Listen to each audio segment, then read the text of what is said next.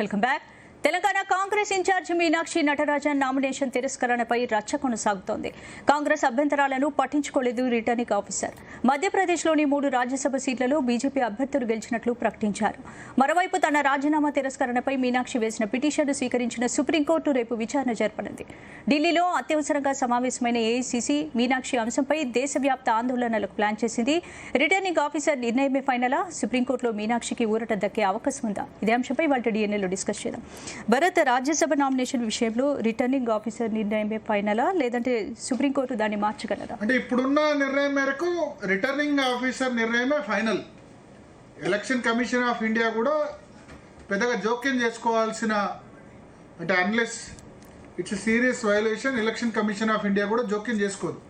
కానీ కోర్టులకు అధికారం ఉంటుంది. హైకోర్టు కానీ సుప్రీంకోర్టు కానీ ఇప్పుడు ఎన్నికైనా సరే ఆ ఎన్నికను ఏమంటారు, స్టే విధించవచ్చు, ఆ ఎన్నికను నిలిపేయచ్చు. ఇవాళ ఆల్రెడీ డిక్లేర్ చేసేసాడు. ఎందుకంటే సమయం అయిపోయింది. స్క్రూటినీలో మీనాక్షి నటరాజన్ రిజెక్ట్ అయింది. బీజేపీకి సంబంధించిన 3 క్యాండిడేట్లు పోటీలో ఉన్నారు కాబట్టి ఆ ముగ్గురు గెలిచినట్టు అనౌన్స్ చేశారు. అయితే సుప్రీంకోర్టు ఇవాళ ఏం చెప్పిందంటే రేపు మేము విచారిస్తాము. ఎందుకంటే ఇప్పుడు సుప్రీంకోర్టు వెకేషన్ బెంచ్ ఉంది. సుప్రీంకోర్టుకు వేసవి సెలవులు నడుస్తున్నాయి. సో జూలై వరకు వేసవి సెలవు ఉన్నాయి. వెకేషన్ బెంచ్ ఏంటంటే రేపు దీన్ని విచారిస్తాము. ఇప్పుడు ఇవాళ ఎటువంటి మధ్యంతర ఉత్తర్వు ఇవ్వమని చెప్పింది. కానీ విచారణకు మాత్రం స్వీకరించింది. నేను ఒకటే మాట అడుగుతున్నా భారతీయ జనతా పార్టీ, ఒక్క రాజ్యసభ సీటు కోసం ఇంత అవసరమా? ఇవాళ ప్రధానమంత్రి నరేంద్ర మోడీ 12 ఏళ్ల పాలన మీద చర్చ జరగాల్సిన సమయంలో ఇంత మరి ప్రజాస్వామ్యాన్ని పట్టపగలే కూనీ చేయడం భారతీయ జనతా పార్టీకి అవసరమా? రాజ్యాంగాన్ని అపహాస్యం చేయడం బీజేపీకి అవసరమా? ఇప్పుడు ఏమంటారు అందరూ, వాషింగ్ పౌడర్ నిర్మా, లేకపోతే ఇగో ఈడీ, సిబిఐ, ఈసీఐ అంటే ఎలక్షన్ కమిషన్ ఆఫ్ ఇండియా, ఇటువంటి వ్యవస్థల్ని వాడుకుంటోంది భారతీయ జనతా పార్టీ అని ఇంత తీవ్రమైన ఆరోపణలు వచ్చినప్పుడు ఒక్క సీటు కోసం అందులో అవతల క్యాండిడేట్ మీనాక్షి నటరాజన్, గాంధేయవాది, తన కాంగ్రెస్ పార్టీలో ఎంత హంగు ఆర్భాటం ఉంటుందో మనకు తెలుసు.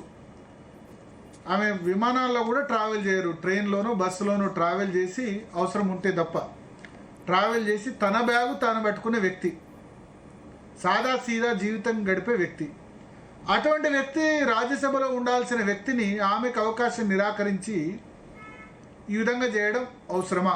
కొద్దిమంది అంటారు మీనాక్షి నటరాజన్ అయితే ఏంటి, ఎవరైతే ఏంటి, అక్కడ నామినేషన్ కరెక్ట్ వేరాదా, నామినేషన్ వేసినప్పుడు అఫిడవిట్లో కరెక్ట్గా డీటెయిల్స్ చెప్పాలి కదా అని చెప్తున్నారు. 2 పాయింట్లు ఇక్కడ. భారతీయ జనతా పార్టీకి అసలు మధ్యప్రదేశ్లో మెజారిటీ ఉందా? 3వ క్యాండిడేట్ పెట్టే మెజారిటీ ఉందా? 9 మంది ఎమ్మెల్యేలు తక్కువ ఉన్నారు భారతీయ జనతా పార్టీ. 9 మంది ఎమ్మెల్యేలు తక్కువ ఉన్నప్పుడు ఎట్లా క్యాండిడేట్ పెట్టారు మీరు? 62 మంది ఎమ్మెల్యేలు కాంగ్రెస్ పార్టీకి ఉన్నారు. అక్కడ గెలవాలంటే 53 ఓట్లు అవసరం, చాలు. 53 ఓట్లు వస్తే ఒక రాజ్యసభ సీటు వస్తుంది. సో 53 ఓట్లకు ఒక రాజ్యసభ సీటు వచ్చినప్పుడు ఎట్లా భారతీయ జనతా పార్టీ 3rd అభ్యర్థిని పెట్టింది? 3వ అభ్యర్థిని ఎట్లా పెట్టగలిగింది? సో అక్కడే ఉంది కదా కాన్స్పిరసీ థియరీ. తెలంగాణలో ఎందుకు పెట్టలేదు మరి రాజ్యసభ అభ్యర్థిని? అభిషేక్ మను సింఘ్వి తర్వాత మొన్న ఎన్నికయ్యారు కదా, అభిషేక్ మను సింఘ్వి రాజ్యసభ సభ్యుడిగా ఎలక్ట్ అయ్యారు కదా, ఎందుకు పెట్టారు? తెలంగాణలో బలం లేని దగ్గర 8 మంది ఎమ్మెల్యేలు ఉన్న దగ్గర పెట్టారా? పెట్టి రిటర్నింగ్ ఆఫీసర్ తోటి మాకు తెలంగాణ నుంచి కంప్లైంట్ అందింది, తెలంగాణ నుంచి మాకు ఇన్సైడర్ లీక్ చేశారు, సమాచారం ఇచ్చేవాళ్ళు మస్తు మంది ఉంటారేమో, దానిలో కూడా రేవంత్ రెడ్డి అని చెప్పి బీఆర్ఎస్ బ్లేమ్ చేస్తుంది. రేవంత్ రెడ్డి ఒక కామన్ సెన్స్తో ఆలోచిస్తే రేవంత్ రెడ్డికి మీనాక్షి నటరాజన్ నిజంగా ఆమెతో గిట్టట్లేదు అనుకుంటే రేవంత్ రెడ్డి ఏం చేస్తాడు? రాజ్యసభ కనుక గెలిస్తే, ఎంపీగా గెలిస్తే కనుక ఆమెకు వేరే బాధ్యతలు అప్పగించవచ్చు, రాష్ట్ర ఇన్ఛార్జ్గా ఆమె వెళ్ళిపోతుందని అనుకుంటాడు, అంతే కదా, స్టేట్ ఇన్ఛార్జ్గా. ఆమె ఇంకా తన నామినేషన్ రిజెక్ట్ చేస్తే ఇంకా పగబెట్టి ఇంకా రేవంత్ రెడ్డి ఇబ్బంది పెట్టవచ్చు కదా, ఒకవేళ కామన్ సెన్స్తో ఆలోచిస్తే. రేవంత్ రెడ్డి నిజంగా కారణం అయితే కనుక తెలంగాణలో మాకు ఇన్సైడర్ అందించారు అని చెప్పి కైలాష్ విజయవర్గీయ భారతీయ జనతా పార్టీ నేత దీన్ని సైడ్ ట్రాక్ పట్టిస్తున్నారు, తప్పుదో పట్టిస్తున్నారు. ఇప్పుడు చర్చ జరగాల్సింది ఎవరు సమాచారం ఇచ్చారు కాదు, అది అసలు కేసా, ఎవరో ఒక మహిళ, ఒక బాధితురాలు అనుకుందాం, నిజంగానే ఒక బాధితురాలు ఒక కాంగ్రెస్ నేత మీద, నారాయణపేట జీసీసీ అధ్యక్షుడిగా గతంలో ఉన్న శివకుమార్ రెడ్డి మీద సెక్సువల్ హెరాస్మెంట్ కేసు పెడితే, అప్పుడు 2022లో పెడితే కనుక అప్పుడు ఇన్ఛార్జ్గా వేరే వ్యక్తులు ఉన్నారు. ఈమె కొత్త ఇన్ఛార్జ్గా మీనాక్షి నటరాజన్ వచ్చింది. ప్రైవేట్ కంప్లైంట్ జారీ చేసింది, కాంగ్రెస్ పార్టీ చర్యలు తీసుకోవట్లేదని చెప్పి. దానికి మీనాక్షి నటరాజన్కి ఏమైనా సంబంధం ఉందా? కేసు పెడితే ఆమెకి కోర్టు సమన్లు ఇచ్చింది. ప్రైవేట్ కంప్లైంట్, పోలీసులు పెట్టిన కేసు కూడా కాదు. సో అటువంటి దాన్ని అసలు అది అఫిడవిట్లో చెప్పలేదు అంటే, అఫిడవిట్లో చెప్పాల్సిన అవసరం లేదు అటువంటిదని న్యాయ కోవిదులు చెప్తున్నారు. రేపు సుప్రీంకోర్టు అల్టిమేట్గా విచారణ జరుగుతుంది. సుప్రీంకోర్టు ఈ కేసును స్వీకరించడం కాంగ్రెస్ వాదనలో బలం ఉందనుకోవచ్చు. అంటే విచారణకు జనరల్గా అయితే స్వీకరిస్తారు కదా, విచారణకు స్వీకరించకుండా అయితే ఉండరు కదా. ఇంత హై ప్రొఫైల్ కేసులు మేము విచారణ స్వీకరించామని చెప్పరు కదా, రేపు తెలుస్తుంది కోర్టులో. సో మీనాక్షి రేపు స్టే ఇచ్చింది అనుకోండి, ఇంకా కోర్టు ప్రైమ్ ఆఫీసీగా నమ్మినట్టే. ఈ రాజ్యసభ ఎలక్షన్ ప్రాసెస్ మీద రేపు సుప్రీంకోర్టు స్టే ఇస్తే, జనరల్గా సుప్రీంకోర్టులో ఏంటంటే ఒకసారి ఇటువంటి కేసుల్ని ఏం చేస్తాయంటే ఫైనల్ హియరింగ్స్ వింటాయి. ఇప్పుడు దాసోజు శ్రవణ్ తర్వాత ఇంకో ఎమ్మెల్సీ క్యాండిడేట్ది నామినేషన్ అప్పుడు గవర్నర్ ఎమ్మెల్సీగా రిజెక్ట్ చేసిన తర్వాత కోదండరాం వాళ్ళని ప్రమాణ స్వీకారానికి అనుమతి ఇచ్చిన తర్వాత 1 year తర్వాత మళ్ళీ సుప్రీంకోర్టు అది తప్పని చెప్పింది కదా, ఆ ప్రాసెస్ తప్పని చెప్పింది. డైరెక్ట్గా ముందే స్టే ఇవ్వలేదు దాసో శ్రవణ్ సుప్రీంకోర్టు ఆశ్రయించినప్పుడు. సో ఇటువంటి కేసెస్లో ఏంటంటే సుప్రీంకోర్టు జనరల్గా ఏంటంటే ఫైనల్ హియరింగ్లో వింటాం, అప్పుడే స్టే ఎందుకు ఇవ్వడం అని. కానీ రేపు స్టే ఇస్తే కనుక ఖచ్చితంగా ప్రైమ్ ఆఫీసీగా మీనాక్షి నటరాజన్ ఎటువంటి తప్పు లేదు, అక్కడున్న ఎవరైతే ఉన్నారో అక్కడున్న రిటర్నింగ్ ఆఫీసర్ తప్పని తేలుతుంది. అక్కడ మధ్యప్రదేశ్లో రిటర్నింగ్ ఆఫీసర్ ఎవరు? State government employee. Even though if he works under election commission of India, returning officer Rajya Sabha ఎలక్షన్కి మేబీ అక్కడ జనరల్గా రిటర్నింగ్ ఆఫీసర్లు రాజ్యసభ ఎలక్షన్స్కి ఎవరిని పెడతారంటే అసెంబ్లీ సెక్రటేరియట్లో పనిచేసే వాళ్ళని పెడతారు. వాళ్ళు స్టేట్ గవర్నమెంట్ ఎంప్లాయీస్ అయి ఉంటారు. సో ఆ స్టేట్ గవర్నమెంట్ ఎంప్లాయీస్ మధ్యప్రదేశ్ ప్రభుత్వం కింద పనిచేయాలి. State government employees, central government employees వాళ్ళు ఏంటంటే రాష్ట్ర ప్రభుత్వం కింద పనిచేయాలి కాబట్టి నిష్పాక్షికంగా నిర్ణయం తీసుకునే అవకాశం లేదు. ఏదో కంప్లైంట్ వచ్చిందని చెప్పి చిన్న చిన్న తప్పులు. ఇప్పుడు జార్ఖండ్లో సేమ్ పరిమల్ నత్వాని నామినేషన్ వేశారు ఇండిపెండెంట్ అభ్యర్థిగా. గతంలో ఆంధ్రప్రదేశ్లో వైఎస్ఆర్ సిపి నుంచి ఎంపీగా ఉన్నారు, రిలయన్స్ వైస్ ప్రెసిడెంట్ అయినా. భారతీయ జనతా పార్టీ ఒక విధంగా ఇండైరెక్ట్గా పెట్టింది అనుకోవచ్చు జార్ఖండ్లో. అక్కడ కాంగ్రెస్ జేఎంఎం ఉంటాయి. ఆయన పరిమల్ నత్వాని అని ఒక చోట రాశారు, పేరు ఇంకో చోట నత్వాని పరిమల్ అని రాశారు, అంతే కదా, ఇంటి పేరు ఒకటి ముందు వెనుక. దానికి కాంగ్రెస్ జేఎంఎం అబ్జెక్షన్ వ్యక్తం చేసింది. నత్వాని పరిమల్ అన్నా పరిమల్ నత్వాని అన్నా ఏం తేడా ఉంది? దానికి ఇవాళ పిలిపించి సరే యాక్సెప్ట్ చేశారు ఫైనల్గా. సో ఇటువంటి చిన్న చిన్న తప్పులు ఉంటే కనుక నామినేషన్ సమయంలోనే చెప్పొచ్చు. అయితే ఇప్పుడు ఇది నామినేషన్ సమయంలో కాకుండా తర్వాత ఎందుకు బయటపడ్డదంటే, ఇక్కడ లేటుగా బయటపడడానికి రీజన్ మనకేం కనిపిస్తుందంటే, ఈ కేసు ఉన్న విషయం నామినేషన్ల ఉపసంహరణ కాకుండా స్క్రూటినీ జరిగే సమయంలో బయటికి తీసుకొచ్చారు. అంటే ముందుగానే కేసుల వివరాలు వాళ్ళు తెప్పించారు. సో డెఫినెట్గా తెలంగాణలో కేసు ఉంది అన్నది కొంత ఇంకో పేరు కూడా వినిపిస్తుంది. దిగ్విజయ్ సింగ్కు రాజ్యసభ సీట్ ఇవ్వలేదు అక్కడ. ఇది దిగ్విజయ్ సింగ్ ఖాళీ చేసిన సీటే. దిగ్విజయ్ సింగ్ బదులు మీనాక్షి నటరాజన్కి ఇచ్చారు, ఆయన ఏజ్ అయిపోతుందని చెప్పి. సో దిగ్విజయ్ సింగ్ కూడా మా తెలంగాణలో చాలా కాంటాక్ట్స్ ఉన్నాయి.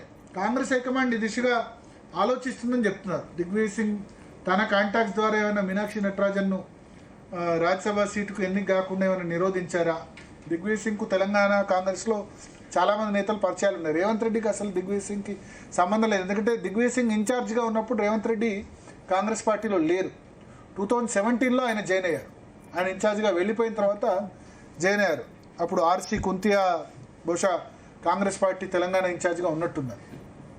ఆ తర్వాత మాణిక్రావు ఠాక్రే అయినారు, మణికంఠ్ ఠాగూర్, మాణిక్రావు ఠాక్రే, దీపాదాస్ మున్షి, చాలామంది ఇన్ఛార్జ్లు మారారు.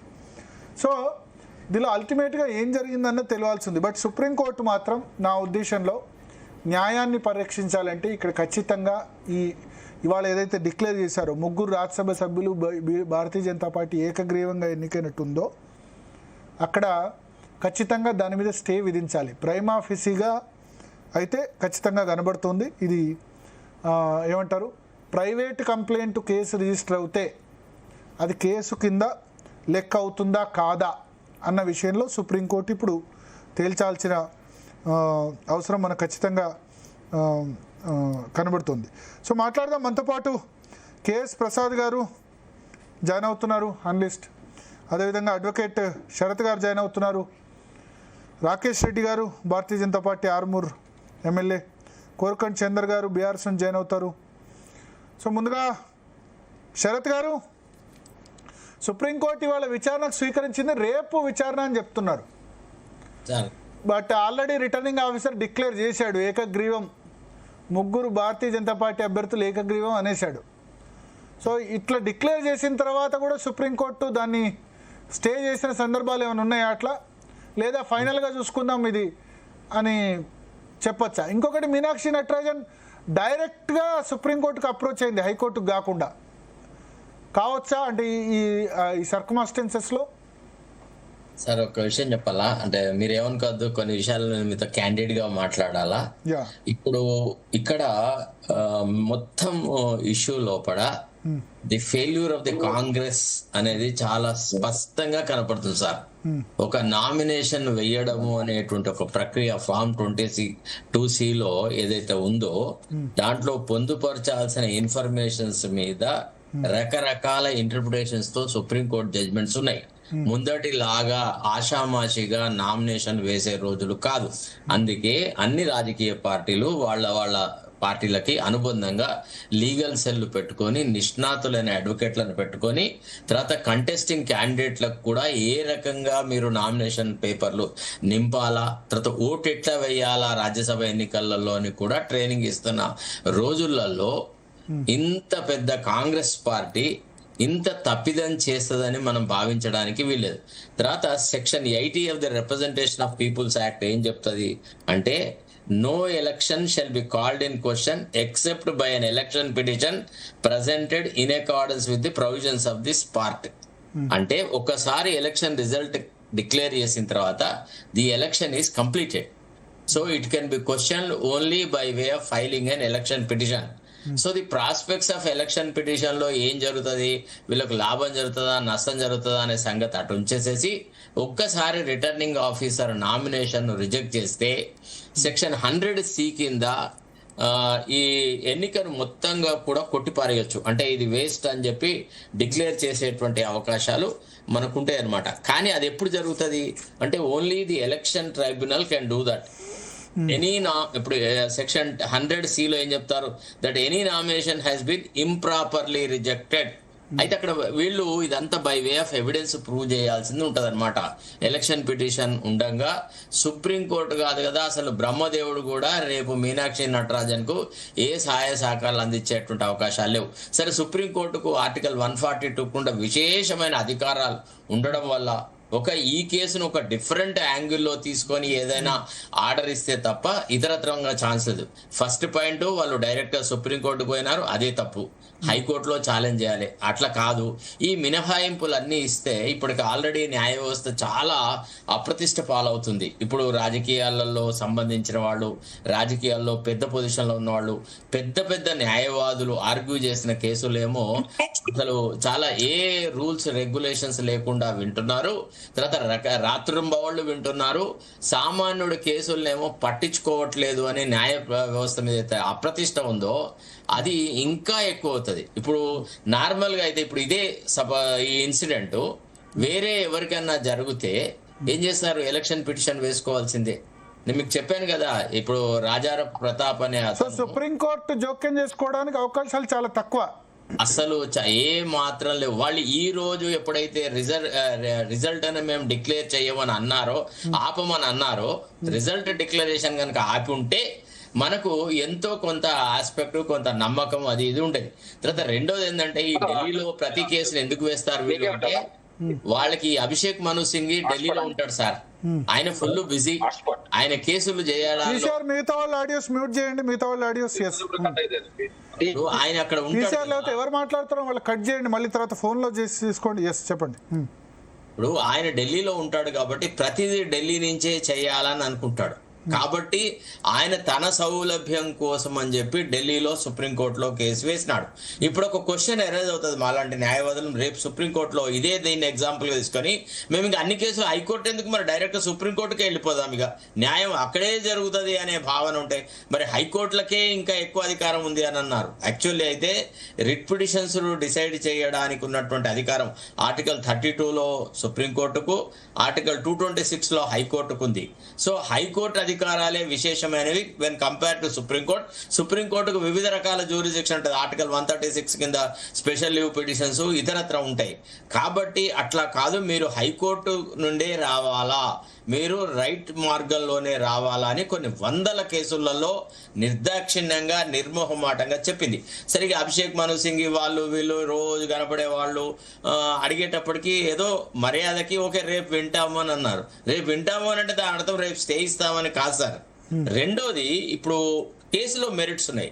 మీరు చెప్పినటువంటి ఉపోద్ఘాతంలో కొద్దిగా నేను డిఫర్ అవుతున్నా, దయచేసి. బీజేపీకి ఆ అవసరం ఉందా లేదా, వాళ్ళు న్యాయంగా పోవాలి, ధర్మంగా పోవాలి, అట్ట పోవాలి, ఇట్ట పోవాలి, ఇవి అట్లా కాదు. ఇవి అణు యుద్ధాలు, డ్రోన్ యుద్ధాలు. మీరు ఎంత ఆదమర్చి ఉంటే అంత ఎక్కువగా మిమ్మల్ని వాడుకుంటారు. అది రాజకీయము, రాజకీయంలాగా ఆడాలా. వీళ్ళేమైనా పెద్ద అహింసావాదులు ఈ కాంగ్రెస్ వాళ్ళు? వీళ్ళు ఇంతకంటే థర్డ్ క్లాస్ వ్యవహారాలు చేసినారా లేదా గతంలో? వీళ్ళ ఇప్పుడు మాకు అది షేక్స్పియర్ చెప్తాడు, all the perfumes of Arabia will not sweeten thy hands అని. అంటే మొత్తం అరేబియాలో దొరికే సుగంధ ద్రవ్యాలు అన్ని తెచ్చి నీ చేతులు కడిగినా నీ రక్తసిక్తమైన హస్తాలు పవిత్రం కావు అంటారు. కాబట్టి ఇవాళ కాంగ్రెస్ ఏదైతే గతంలో చేసిందో, ఎట్లా రాష్ట్రాలను చాలా దిగజార్చిందో, రాష్ట్రాల ప్రభుత్వాలను కూలగొట్టింది, పార్టీలను చిల్చింది, ఇదంతా కలియుగం సార్. ఇప్పుడే పేమెంట్ అవుతుందన్నమాట. ఇప్పుడే పేమెంట్కి వచ్చేస్తుంది. మీరు ఇది వాస్తవం గ్రహించాలి. ఇప్పుడు ఏ మినహాయింపు ఇవ్వాలా? నేను ఒక ప్రశ్న నేను అడుగుతున్నాను సార్. ఇప్పుడు రాష్ట్ర పిసిసికి ఒక లీగల్ సెల్ ఉంది. దానికి పొన్నం ప్రభాకర్ వాళ్ళ అన్న అశోక్ గౌడ్ అనే ఆయనే అధ్యక్షుడు. ఇప్పుడు ఈమె ఇక్కడి నుంచి ఆమెను రాజ్యసభకు నామినేషన్ వేయాలని పోయినప్పుడు ఇక్కడ లీగల్ టీంతో అయితే మినిమం డిస్కస్ చేయాలి కదా. చేసి ఇక్కడ వాళ్ళు ఆమెకు కొంత ఎక్విప్మెంట్ ఇవ్వాలి కదా, గీ సామాన్లు ఉంటాయని. తర్వాత రాష్ట్ర ప్రభుత్వంలో ఒక నోడల్ ఏజెన్సీ ఉంది కదా, నా మీద ఏమైనా కేసులు పెండింగ్ లో ఉన్నాయా, ఏ కేసుల్లోనైనా నేను అక్యూజ్డా, నాకైతే ఏ కేసుల్లో సమన్స్ రాలేదు, కొన్ని కేసులు నాకు తెలియకుండా కూడా ప్రజాప్రతినిధుల మీద ఫైల్ అవుతాయి. కాబట్టి వాళ్ళ సేఫ్టీ కోసమని ఒక మెథడాలజీ డెవలప్ చేసినారు. దాని ప్రకారంగా ఆ అడ్వైస్ తీసుకోవాలి కదా. సపోజ్ ఇది అసలు యాక్చువల్లీ ఇది కేసే కాదు. To be frank, it is only a private complaint. Only summons have been issued in a criminal complaint. This is not taken cognizance. No effort has been done. It is not a criminal case. I agree. Wholehearted గా ఆమెకు న్యాయం జరగాలి. ఆమెకు అన్యాయం జరిగింది అన్న దాంట్లో doubt లేదు. కానీ నెగ్లిజెన్స్ ఆఫ్ దీనివల్ల ఒక 140 సంవత్సరాలు అంత పెద్ద నిష్ణాతులు, పండితులు అని అనుకునే వాళ్ళు ఇంత ఎలిమెంటరీ చేస్తారా? అంతమంది ఎమ్మెల్యేలను స్పెషల్ ఫ్లైట్ లోపల వేరే రాష్ట్రానికి తీసుకుపోయి కాపాడుకొని మేము ఖచ్చితంగా కేసు ఉన్నట్టు తెలియాలి కదా, కేసు ఉన్నట్టు ఎవరికైనా ఐడియా ఉండాలి కదా అంటున్నా. మీనాక్షి నటరాజన్ కాకుండా వేరే వాళ్ళకి ఐడియా ఉండే, అభిషేక్ మను సింగ్ వాళ్ళకు మనం ఎందుకు బెనిఫిషియల్ గా మీనాక్షి నటరాజన్ కు తెలియదు అని మీరు ఎట్లా ఆర్గ్యూ చేయగలరు? అంటే కావాలని దాచిందంటారా? కాదు, ఆమెకు తెలియకపోయి మర్చిపోయి ఉంటది, పట్టించుకోకపోయి ఉంటది. ఆమెకు ఎన్నో యావిగేషన్స్ ఉన్నాయి. ఈ కేసు పెడితే ఉరిశిక్ష పడదు కదా, దీన్ని డిక్లేర్ చేస్తే ఉరిశిక్ష ఏం పడదు. మరి ఇప్పుడు ఉరిశిక్ష పడే కేసుల్లో ఉన్న వాళ్ళు అని చెప్తారా? ఇదేమో రేపు కాదు, మర్డర్ కాదు, ఇది కాదు, కిడ్నాప్ కాదు. దయచేసి ఒక విషయం చెప్పునా, మనము చెట్టు కింద కూర్చొని చెప్పిన న్యాయంలాగా ఇట్లాంటి విషయాలు మనం మాట్లాడకూడదు సార్. సునిశ్చితమైనటువంటి ఈ అంశాల మీద సుప్రీంకోర్టు కొన్ని వందల వేల జడ్జ్మెంట్లు ఇచ్చింది. ఇది ఈ రోజుదే నిన్నటిది కాదు. ఎంతో మంది యొక్క నామినేషన్స్ మీద, రిజెక్షన్ మీద కేసులు జరిగినాయి. నేను చెప్తున్నా, నా వ్యక్తిగతమైన అనుభవం చెప్తున్నాను కదా. రాజారాం ప్రతాప్ అనే అతని నామినేషన్ ని రాంగ్ వేలో రిజెక్ట్ చేసినారు, ఎమ్మెల్యే రాజయ్యకు ప్రాధాన్యత ఇచ్చినారు అనేటువంటి కేసుని నేను నేనే హైకోర్టులో డీల్ చేసిన, రాజయ్య తరఫున నేనే అపియర్ అని అప్పుడు స్పెషల్ గవర్నమెంట్ పీడర్ గా it was interested to me as a case. I have only conducted the election trial before the high court here justice MS Ramachandra దగ్గర. దీంట్లో we have gone in to various portents of the issue. అయితే విషయం ఏంటి అంటే మీనాక్షి నటరాజన్ను ఒక అంటే ఏది దిక్కులేని దానిగా రాష్ట్ర పిసిసి అధ్యక్ష వదిలెట్టింది. దరిద్రం పోయింది మనకు, ఈమెకి రాజ్యసభ టికెట్ వస్తే అన్న ఫీలింగ్ లో చూసినారు తప్ప మరి ఈమె లాంటి వ్యక్తి ఇంత గాంధేయవాది, ఇంత ఇక్కడ పిసిసి కాదు కదా, మధ్యప్రదేశ్ లో నామినేషన్ వేసింది కాబట్టి వాళ్ళు చూసుకోవాలి. ఇక్కడి పిసిసి బాధ్యత తీసుకోవాలా? ఎందుకు? ఆమె ఇక్కడి నుంచి పోయింది కదా, హైదరాబాద్ నుంచి పోయింది కదా. ప్రసాద్ గారు ఏదో చెప్పాలనుకుంటారు. ప్రసాద్ గారు చెప్పండి సార్. ఇప్పుడు విషయం ఏంటంటే ఒక్క నిమిషం దయచేసి.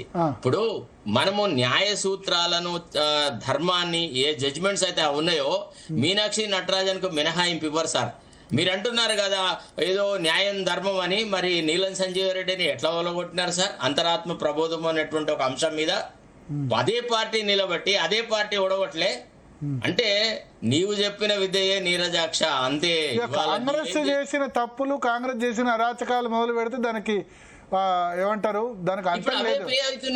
అదే కానీ Bharatiya Janata party with difference కదా సార్. మీకు పార్టీ కాంగ్రెస్ లో ఓడించి మరి ఎందుకు 3 సార్లు ఓడించారు? పార్టీ విత్ డిఫరెన్స్ అనే కదా నిన్న మీరు చెప్పారు.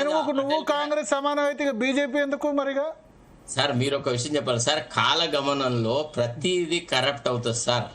Time spoils time also rejuvenates అని ఫిలాసఫీలో చెప్తారు. ఇప్పుడు ఒక విత్తనం పెట్టినాం సార్, అది మొలకెత్తి చెట్టు అయ్యే వరకు అది పెరగడానికి సమయం ఎట్లయితే సహకరిస్తుందో అది చెట్టు అయినాక పడిపోవడానికి కూడా సమయం అట్టనే హార్ష్ గా పోతుంది. ఒకసారి ప్రసాద్ గారు, రాకేష్ రెడ్డి గారు జాయిన్ అయ్యారు, అవకాశం ఇద్దాం వాళ్ళకి. ప్రసాద్ గారు ఎస్ నమస్తే సార్.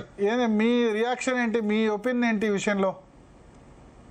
సార్ ముందుగా జీ న్యూస్ ప్రేక్షకులకు నమస్కారం, అలాగే రాకేష్ రెడ్డి సార్ కి, మా గురువు గారికి మీకు కూడా నమస్తే సార్. నేను ఒక మాట చెప్తాను, కాంగ్రెస్ పాలిట ఏం నడిచినవాడు అంటే జయరాం రమేష్ ఒకడు, ఆ దిగ్విజయ్ సింగ్. ఈ దరిద్రులు ఇద్దరు అక్కడి నుంచి పోతేనే కానీ కాంగ్రెస్ జన్మలో బాగుపడదు. అసలు ఈ దరిద్రులన్నీ నేర్పింది వాళ్ళే. వెనక నుంచి గోతులు తవ్వడంలో గోయి తీసి వాళ్ళని కప్పెట్టడంలో సిద్ధహస్తులు ఎవరంటే దిగ్విజయ్ సింగ్. ఇక్కడ ఏంటంటే స్ట్రాటజికల్ గా మా శరత్ గారు బాగా చెప్పారు, రిటర్నింగ్ ఆఫీసర్ ఎలక్షన్ డిక్లేర్ చేసినంత ముఖ్యెచ్చుకోవడం ఎవరైనా సరే. మీరు ఉరిశిక్ష ఏదో ఉన్నారు కదా ఇందాకలా, శాశ్వత ఉరిశిక్ష పడిపోయింది ఆవిడకి, రాజకీయ ఉరిశిక్ష పడిపోయింది ఎవరు మీనాక్షి నటరాజన్కి. గాంధీవాది అంటే గాంధీ మనోడికే దిక్కులేదు ఈ దేశంలో అని చెప్తా. ఈ గాంధీవాదులు, ఈ తోటకూర కబుర్లని మానేమనండి. ముఖ్యంగా కాంగ్రెస్ ఈ పొక్కడి కబుర్లు చెప్తే వినే ఓపిక ఎవరికి లేదు. మెయిన్ ఇక్కడ ఏంటంటే సార్, ఎవరో అక్కర్లేదు, మన రేవంత్ రెడ్డి గారు ముఖ్యమంత్రి గారు ఇందాక గురుగారు బాగా చెప్పారు, ఎలక్షన్స్ ముందు నా మీద అడ్డమైన దిక్కుమాల కేసులు రాష్ట్రం మొత్తం మీద ఎక్కడెక్కడ పెట్టి చచ్చారో నాకు తెలీదు, నా దరిద్రానికి అవన్నీ ఎత్తుక్కోరని చెప్పి డీజీపీ గారికి ఒక లెటర్ రాసి అక్కడ ఎక్నాలజ్మెంట్ తీసుకుని ఎలక్షన్ ఎప్పుడు పెడుతూ తోడు చేసి పంపించింది. మా గౌడ్ సాబ్ ఉన్నారు అక్కడ ఇన్ఛార్జ్, ఆ గౌడ్ సాబ్ ఎలక్షన్ ఎప్పుడు పెట్టినప్పుడు ఈ అడ్డమైన చెత్తది ఒక సెల్ఫ్ డిక్లరేషన్ ఇవ్వాలి. Home minister, DGP office and ముఖ్యమంత్రి గారు అన్ని రేవంత్ రెడ్డి గారి దగ్గర ఉన్నాయి కదా సార్. 2 నిమిషాల పని ఓ దిక్కుమల్లి ఎప్పుడు పెట్టి మధ్యప్రదేశ్ లో ఇచ్చి ఉంటది ఆమె. ఇక్కడ కేసులు నమోదైన అనుకుని ఉండదు కదా మధ్యప్రదేశ్ కేసులు. అలా కాదు అక్కడ మధ్యప్రదేశ్ లో ఇక్కడ ఈ రాష్ట్రం అన్ని రాష్ట్రాల్లో అప్లై చేయలేరు కదా అంటారు. అన్ని రాష్ట్రాలు ఇప్పుడు అంటే మీకు ఒకటి చెప్తున్నాను సార్, మీతో విభజించడం కాదు. ఆమె పాలిటిక్స్ తమిళనాడులో చేసింది, మధ్యప్రదేశ్ ఇన్ఛార్జ్ గా ఉన్నప్పుడు చాలా రాష్ట్రాల్లో చేసింది. బట్ అన్ని రాష్ట్రాల్లో అప్లై చేసి ఉండాల్సిందంటారా ప్రతి రాష్ట్రంలో కూడా? ఖచ్చితంగా. మీకు అమాయకమైన కాంగ్రెస్ ఇక్కడ తెలంగాణలో ఏడుస్తుంది. ఎందుకంటే వీళ్ళు బాధ చూడండి, ఇక్కడ వాళ్ళు వీళ్ళు కాపాడుకోవట్లే. అలా దిగ్విజయ్ సింగ్ ఫ్లైట్ వేసి తీసుకెళ్తాడు, ఆ కమల్నాథ్ తీసుకెళ్తాడు, పకోడీ కబుర్లు చెప్తాడు. అసలు మెయిన్ కలిపి దిగ్విజయ్ సింగ్ దీంట్లో నో సెకండ్ థాట్. నేను 2 రోజులు బట్టి ఇదే డిబేట్ మీద ఇదే కంటిన్యూస్ గా కొడుతున్నాను నేను. మీకు ఇంకోటి చెప్తున్నాను, రిటర్నింగ్ ఆఫీసర్ ఎప్పుడైతే మొహాన్ ఇసులు కొట్టాడో అప్పుడు ఈ మను సింగ్ ఉంటాడు, ఎక్కడ ఖాళీ ఉంటే అక్కడ ఒడిగేసుకుని చెకోరు పక్షాలే పోతాడు రాజ్యసభకి. వాళ్ళకి తప్ప ప్రపంచంలో ఉన్న వాళ్ళందరికీ వాదిస్తాడు. ఈ లోతులో ఒకడు, ఈయనొకడు, వీళ్ళిద్దరిని గమనించుకోండి మీరు. వాళ్ళకున్నంత డబ్బులు ఇంకెవరికి ఉండదు. ఇక్కడ హైకోర్టులో కనీసం హైకోర్టుకి ఫస్ట్ అప్రోచ్ అవ్వాలన్న ప్రాథమిక అవగాహన లేకుండా, కడుపులో చల్ల కదలకుండా ప్రతిదీ సుప్రీంకోర్టే దిక్కుమల లాబీ ఇంకోటి ఏడుస్తుంది. ఈ 30% కమిషన్ అడ్వకేట్లు అందరికీను అందరూ ఉండరు. 30% దిక్కుమల కమిషన్ బ్యాచ్ ఒకటి ఏడుస్తూ ఉంటది. ఈ దరిద్రకోట్ లాబింగ్ వల్ల అక్కడ దరిద్రం అంతటికీ కారణం. మీరు గమనించుకోండి. ఇది ఎప్పుడైతే ఈ మొనాటమీని కాంగ్రెస్ వాళ్ళు బ్రేక్ చేస్తూ, ఇక్కడ చూడండి, ఎవడో తెలంగాణ నుంచి ఇచ్చారంటే తగరాలు పడుతున్నారు. ఇక్కడ మేమెందుకు ఇస్తారో అని ఒక్కడు మాట్లాడుతున్నాడు చూడండి. ఆ దిగ్విజయ్ సింగ్ అనేది కడుపులో గోపెట్లు కాపాడినట్టు కాపాడుతారు, కంగారు చూడండి దాని పిల్లల్ని కాపాడుకుంటది. అసలు ఆయన కాపాడు రాష్ట్ర ద్రోహి వాడు. నీకు మళ్ళీ చెప్తున్నాడు, 2 రాష్ట్రాలు ఇవాళ అడుగు తినిపోయేలా తగలటి చేస్తున్నావు అంటే వాడే కలిపి. నేను మొమ్మటం ఇలా చచ్చిపోయిన పర్లేదు నాకు. వాడిని వదిలితే మాత్రం మీనాక్షి నటరాజన్కి వాడికి రావాల్సిన సీట్ని ఎప్పుడైతే అన్యాయం చేశారో తక్కువని ఆవిడని కూడా క్షమించలేదు. చూసుకోండి కావాలంటే. పేరుకి మాత్రం నటించారు కమల్నాథ్, దిగ్విజయ్ సింగ్. లైటెస్ట్ వెళ్ళిపోమా ఇంకా వాళ్ళకి రాజస్థాన్ వాళ్ళ గ్యాలెట్ వాడు ఉంటాడు, నెంబర్ 1 కోవర్ట్, సెకండ్ పైలట్ కడుపు కొట్టు. వీళ్ళందరినీ ముసలోళ్ళు భరించి భరించి చస్తున్నారు కాంగ్రెస్. ఏళ్ళు నడిచిందో దాపరించారు వాళ్ళ పాలిట. వాళ్ళకి ఏంటంటే బీజేపీ వాడికి ఒక ఫెయిలర్ ఇచ్చాం ఆ చెప్పేసాడు కాబట్టి ఒక ఎలక్షన్ ప్రొసీజర్ తెలియకుండా ఇప్పుడు దాకా దేశాన్ని తవ్వి చచ్చారు కదా సార్. ఈ తెలివితేటలు లేవా? లీగల్ ఇందాక శరత్ గారు బాగా చెప్పారు, లీగల్ సెల్ ప్రతి దగ్గర పటిష్టంగా ఏడుస్తున్నప్పుడు ఈ గుడ్డుగురానికి ఫలితవుతున్నారా? ఇప్పుడు ఇంకా దరిద్రం చూడండి, ఆవిడ అక్కడ పోయి ఇంకా పగపట్టేసి ఇక్కడ ఇచ్చి ఎవడరా ప్యూర్లీ కాంగ్రెస్ తప్పనే అంటారా? భారతీయ జనతా పార్టీ సీట్ చోరీ ఏం కాదా? కాదు, మళ్ళీ చెప్తాను, బూతు. మీకు ఇంకోటి చెప్తాను, ఒక ప్రాక్టికల్ ఎగ్జాంపుల్ చెప్పిన తెలివి తొక్కుతున్నాను. ఇంకో దర్శనం ఆంధ్రప్రదేశ్ లో లింగలింగమని 4 నామినేషన్ 4 యునానిమస్లు అంటున్నారు. అక్కడ 11 సీట్లు ఉన్నాయి. బేర్ మినిమం ఇండిపెండెంట్ అని అడగని ఏజ్ కదా. ఈ లింగం లేని మీద ఇదే కెనరా బ్యాంక్ నా దగ్గర ఇప్పుడు ఉంది, మీరు డిస్ప్లే చేస్తానంటే పంపిస్తా. 8 కింద ఉన్నాడు, క్రిమినల్ అఫెన్స్ కేసు అది. ఏమైంది రిటర్నింగ్ ఆఫీసర్ కోడిపెట్ల దొరికింది. ఇవే అక్కర్లేదు. వీళ్ళకి ఏంటంటే ఇక్కడ దాన్ని ఏమంటారంటే హ్యాండ్ ఇన్ గ్లోవ్ పాలిటిక్స్ అని నడుస్తున్నప్పుడు, ఒక సెటిల్మెంట్ రాజకీయాలు నడుస్తున్నప్పుడు ఎవరు ఏం చేయలేరు సార్. ఇక్కడ కాంగ్రెస్ ఏంటంటే వాళ్ళకి ఎప్పుడైతే ఈ 5 స్టేట్ ఎలక్షన్లు పెడతారో ఒక చిన్నది కొసరేసినట్టు, కోటకోట్లో కొసరేసినట్టు ఒక బుడంకా స్టేట్ ఒకటి పడేస్తుంటే పాసిఫై అయిపోయి వాళ్ళకి వాళ్ళే చూడండి పులి పిల్లలు తిన్నట్టు. అక్కడ కమ్యూనిస్ట్ వాళ్ళు తినేసిన, డిఎంకే వాళ్ళు తినేసిన వాళ్ళకి ఏడు బాధ పట్టదు. అక్కడ మొత్తం మమతా బెనర్జీ నానా సంఖ్యలు నాకు పెట్టి మొత్తం ఓడగొట్టి తీసుకొచ్చి ఇప్పుడు ఇద్దరు దీది అని ఇంగ్లీష్ లో మాట్లాడుకున్నారు, హిందీలో మాట్లాడుకున్నారు. అలా సోనియా గాంధీకి అయితే ఇంకే భాష అర్థం అవుతుంది. మళ్ళీ చెప్తున్నాను మీకు, నువ్వు ప్రాంప్టర్ పెట్టుకుంటేనే కానీ ఆవిడేమో బెంగాలీ బెంగాలీ ఇంగ్లీష్ లో మాట్లాడుతుంది. ఇప్పుడు కలిసిపోతారట. ఎందుకు ముచ్చెచ్చుకోవడానికి దేనికి? సరే ఆ టాపిక్ నెక్స్ట్ ఉందిలేండి, అది డిస్కస్ చేద్దాం. నేను చెప్తున్నాను ఏంటంటే చేతులు కాలిన తర్వాత ఆకులు పట్టుకుంటారా? కోర్టులో ఏం జరుగుతుంది? మీ ప్రెడిక్షన్ ఏంది? సుప్రీం కోర్టులో రేపు ఏమీ జరగదు. మనుష్ సింగ్ నేను ఇది టెస్టర్ ఇంగ్లీష్ ఒకటి ఉంటుంది ఇలా ముఖానికి, అట్రోషియస్ ఇంగ్లీష్. అది నోరు తిరిగిపోయి ఒకరికి తిరిగిపోతుంది. తిరిగి 30% కమిషన్ మాట్లాడితే మహా అయితే ఇంకో వాయిదా. ఎవరేం చేయలేరు సార్. నేను మళ్ళీ చెప్తున్నాను, మా గురువు గారితో నేను 100% ఏకీపిస్తున్నా. ఏ రిటర్నింగ్ ఆఫీసర్ డిక్లేర్ చేసి వచ్చిన తర్వాత ముష్టెచ్చుకోవడమే. మీరు ఉరిశిక్ష అన్నారు చూడండి, రాజకీయ ఉరిశిక్ష చేశారు ఈ నటరాజనమ్మకి. అంతకన్నా ఇంకేట్లేదు. ఈ టర్మ్ అయిపోయింది. 2029 వీళ్ళ మొఖానికి ఎక్కడైనా ఏదో స్టేట్ ఏడిస్తే అక్కడ తగలాడాలి, అంతకన్నా ఏం లేదు. రాకేష్ రెడ్డి గారు, మోడీ 12 ఏళ్ల పాలన మీద చర్చ జరగాల్సింది. మీనాక్షి నటరాజన్ గురించి చర్చ జరుగుతుంది. మీకు 9 సీట్లు తక్కువ ఉన్నాయి అక్కడ మధ్యప్రదేశ్లో. ఒక్క రాజ్యసభ సీటు కోసం సరే గెలిచిన తర్వాత ఎట్లాగో ఇప్పుడు తృణమూల్ కాంగ్రెస్ వాళ్ళతో 2 రాజీనామా చేయించారు. ఆమ్ ఆద్మీ పార్టీని విలీనం చేసుకున్నారు 7లో 6. అట్లా ఏమైనా చేసుకోండి, కానీ రాజ్యసభ సీటు పాపం మీనాక్షి నటరాజన్కి వచ్చేదాన్ని గుంజుకొని ఇదేం చోరీ. నేను మిగతా ఈవీఎం చోరీ, ఓటు చోరీ ఇవి నమ్మను, కానీ ఇది మాత్రం సీట్ చోరీ అనే అంటాను నేను. My sympathies are with Congress party and Meenakshi Natarajan. First మీరు ఒకటి, ఈ డిబేట్ లో ఉన్న నాకు ఇద్దరు ఇష్టమైన సత్యమైన కానీ ప్రసాద్ అన్న అండ్ శరత్ అన్న బాగా నాకు అలా విశ్లేషణ అంటే నేను రాజకీయాలకు రాకముందు చూసేవాడిని వీళ్ళ విశ్లేషణ. నేను వచ్చే 2 సంవత్సరాలు ఎమ్మెల్యే అయిపోయాను, 2 నెలల్లో ఈ రోజు ఏదో ఫేమ్ అయిపోయాను. కానీ అంటే ఒక మంచి విశ్లేషణ. ఇప్పుడు ముఖ్యంగా ఇప్పుడు భరత్ గారు మీరు అన్నది ఒక పదం, 6 సీట్లు అదేదో ఆపు వాళ్ళు వచ్చే శర్మ పార్టీలోకి, ఇంకా ఇద్దరు వచ్చేసారు. ఇంక అంటే అంతవరకు 1 సీట్కి ఎందుకు మేమేంటి అంటే మాకు మమ్మల్ని మా పార్టీలోకి రావాలని తువ్వులూరుతున్న పార్టీలో రాజ్యసభ సభ్యులు ఉండగా ఈ ఒక్క రాష్ట్రం గురించి అసలు భారతీయ జనతా పార్టీకి అంత ఉంటుందా? ఇది అంతా ఎక్కడ జరుగుతున్నా అసలు మంతనం. ఇప్పుడు ఇద్దరు శరత్ అన్న కానీ ప్రసాద్ అన్న కానీ అసలు చెప్పట్లేదు. తెలంగాణలో ఈ 30% కమిషన్ కి ఆమె అడ్డుపడుతున్నది. తెలంగాణ కాంగ్రెస్ ప్రభుత్వంలో ఆమె కొద్ది పాపం, ఒకవేళ నాకు అంటే కాంగ్రెస్ బీజేపీ కాకుండా నాకు వ్యక్తిగతంగా మీనాక్షి నాయుడు నాకు కొద్దిగా గౌరవం. ఎందుకంటే ఇంత ఈ టైంలో 21 సెంచరీలో కూడా కొద్దిగా గాంధీవాదము, కొద్దిగా ఒక సింపుల్ సిటీ నాకు ఈ మధ్యన చాలా తక్కువ చూస్తున్నాను. ఓకే, ఏదైనా కావచ్చు, ఒక సీనియర్ రాజకీయ నాయకురాలు అంటే ఈమె మొత్తానికి కొద్ది మధ్యన ఈ రాష్ట్ర ప్రభుత్వంలో కంటెక్టింగ్. ఇక్కడ 30%, 20% ఏమేమి తీసుకుంటున్నారు, దేంట్లో తీసుకుంటారు అన్ని రిపోర్టు ఢిల్లీలో ఇస్తున్నది ఈమె. ఈమె మీద ప్రత్యేకంగా కట్టి ఇక్కడున్న కట్టప్పలు ఇచ్చిన ఇన్ఫర్మేషన్ అది రిటర్నింగ్ ఆఫీసర్ ఎవరా కట్టప్ప? వాళ్ళు ఇప్పుడు కాంగ్రెస్ లో ఇప్పుడు నా వెర్షన్ నేను చెప్పనివ్వండి. నేను అనేది ఏంటంటే ఈ రోజు నేను ఒక ఇద్దరు మంత్రులతో కూర్చున్నాను. ఈ రోజు మా దాంట్లో మేము కొట్టుకొని వస్తున్నాం ఎవరిచ్చింది ఇన్ఫర్మేషన్ అని. ఓకే అని వాళ్ళు అంటారా? వాళ్ళు అంటున్నారు. అంటే మేమనేది ఏంటంటే సార్, ఒక రిటర్నింగ్ ఆఫీసర్స్ ఒక ఇన్ఫర్మేషన్ మాకు ఇప్పుడు మీరు చెప్పినట్లు ఆపులో రావచ్చు, రాజ్యసభ రావచ్చు. రేపు నేను ఈ రోజు నిన్న కూడా అన్నాను డిబేట్ లో, ఇంకా మాకు ఇప్పుడు కాంగ్రెస్ కి కూడా కొంతమంది పార్లమెంట్ సభ్యులు మా పార్టీలోకి వస్తామంటున్నారు. రాజకీయాలలో ఇప్పుడు ఇంతవరకు మీరే చెప్పారు, పెద్దలందరూ చెప్పారు కాంగ్రెస్ 65 ఏళ్ళలో ఏ మాటలు ఆడిందని. రాజకీయ చతురత, చాణుక్యత అన్ని పార్టీలు ప్రజాస్వామ్యంలో ఉంటాయి. నువ్వు చేస్తేనే ఇప్పుడు కరెక్ట్ అని అనుకుంటే ఎదురు చేస్తే తప్పనుకుంటే ఓవరాల్ గా ఏదేమైనా కొన్ని చట్టాలు చెప్పాలా కాంగ్రెస్ వాళ్ళు, మాకు కొన్ని చట్టాలు వర్తించవు. దీంట్లో ఇప్పుడు శరత్ గారు అన్నట్లు ఆమె మరిచిపోయి ఉండొచ్చు, లేకపోతే ఇప్పుడు ఎందుకంటే నేను ఒక ఎవరైతే లేడీ ఉందో నేను ఇంటర్వ్యూ చూశాను, ఈ కంప్లైంట్ చేసిన లేడీ కోర్టులో ఆర్టీవీ కాకుండా ఇంకో దాంట్లో కూడా చూశాను, నేను వేరే దాంట్లో చూశాను. ఆమె మాట్లాడితే మంచి వెల్ ఎడ్యుకేటెడ్ ఉంది, ఏదో పర్సనల్ ఇష్యూస్ ఉన్నాయి. ఇక్కడ ఒక విషయం రాహుల్ గాంధీ వాళ్ళు ఆరోపించింది అంటే పరిమల్ నత్వాని తప్పు నింపితే ఆయన టైం ఫిక్స్ చేసుకునేందుకు టైం ఇచ్చారు.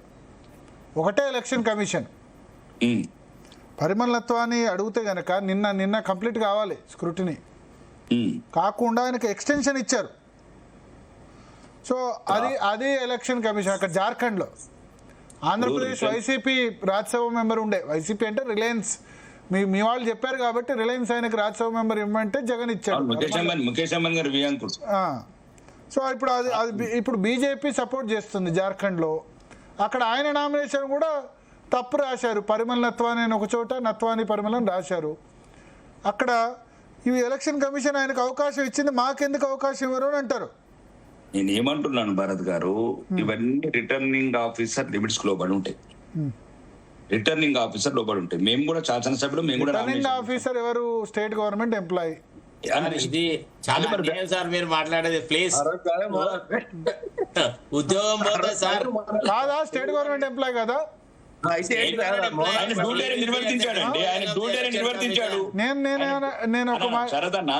Government employee returning officer.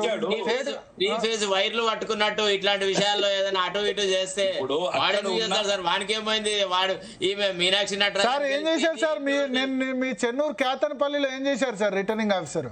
2 సార్లు వాయిదా వేయలే, కోరమున్న వాయిదా వేసాడా లేదా? అధికారి విచక్షణ అధికారం మీద మరి నేను చెప్తున్నా, కోరమున్న వాయిదా వేసాడా లేదా మీ చెన్నూరు ఎలక్షన్ లో?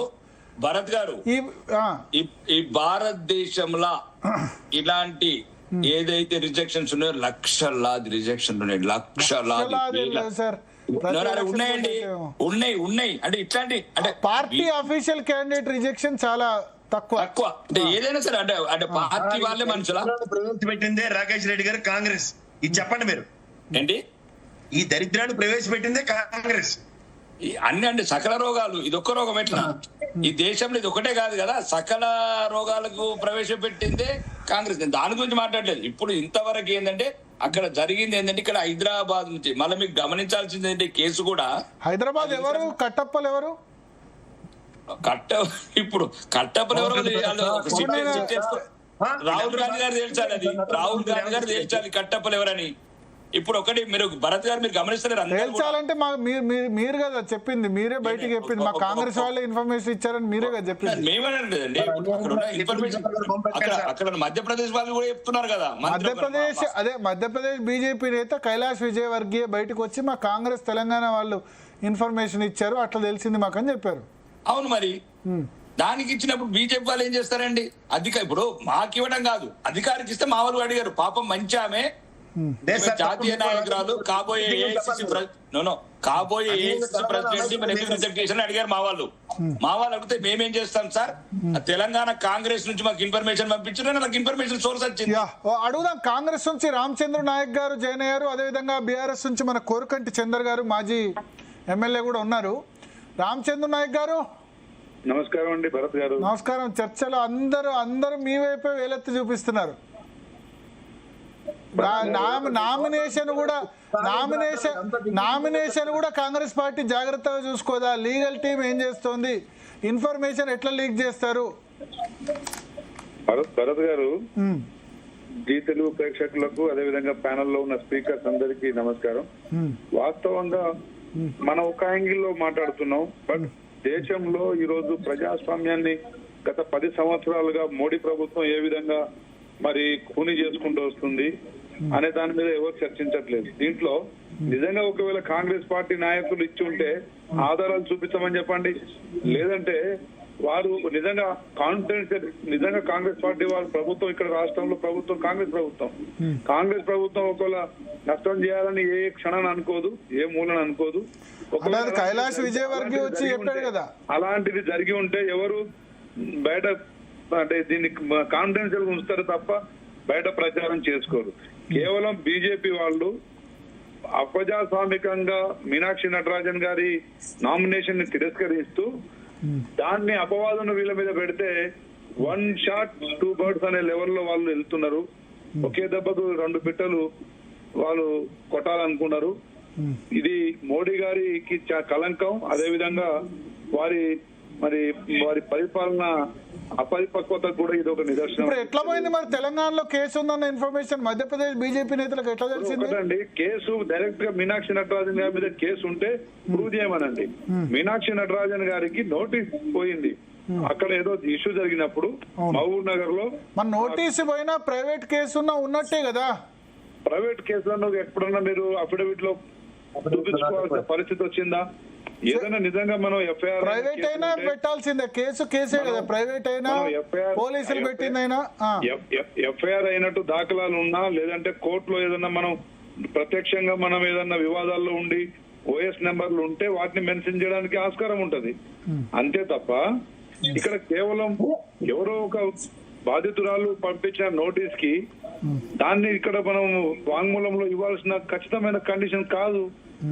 దాన్ని బూచిగా చూపించి ఈ రోజు అప్రజాస్వామికంగా మరి అక్కడ మీనాక్షి నటరాజన్ గారు ఒక గాంధేయవాది, అదేవిధంగా ఒక మంచి మరి పార్లమెంటేరియన్, మరి సోనియా గాంధీ గారికి ఆప్తురాలు, ఈ రోజు తెలంగాణ రాష్ట్రాన్ని ఒక డిసిప్లిన్ గా ఒక పద్ధతిలో నడిపి మన వ్యవహారాల ఇన్ఛార్జ్ గా ఇక్కడ ప్రభుత్వాన్ని నడిపిస్తున్న ఒక అబ్జర్వర్, అలాంటి వ్యక్తిని ఇబ్బంది పెట్టి ఒక మహిళను మళ్ళీ ఆమెకు సీఎం కు డిఫరెన్సెస్ ఉన్నాయి. ఆమె సూపర్ పవర్ గా యాక్ట్ చేస్తామంటే సీఎం ఒప్పుకోవట్లేదు అని అన్నారు. చాలా ఇష్యూస్ లో, కంచె గచ్చిబౌలి ఇష్యూస్ లో గానీ మిగతా ఇష్యూస్ లో గానీ ఆమె వ్యవహారశైలి నచ్చట్లేదు అంటారు.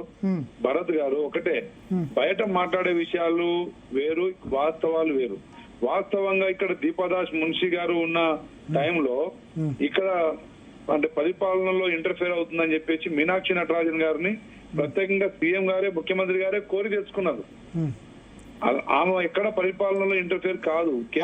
మంత్రులతో మీటింగ్ పెట్టినప్పుడు ఇష్యూ అయింది కదా. పార్టీ సెక్రటేరియట్ లో మంత్రులతో మీటింగ్ పెట్టినప్పుడు అది కరెక్ట్ కాదని ఇష్యూ అయింది కదా. ఇప్పుడు చిన్న చిన్న విషయాల్ని మనం భూతత్వంలో చూడాల్సిన అవసరం లేదు. మీనాక్షి నటరాజన్ గారికి పార్టీ మీద ఇంట్రెస్ట్.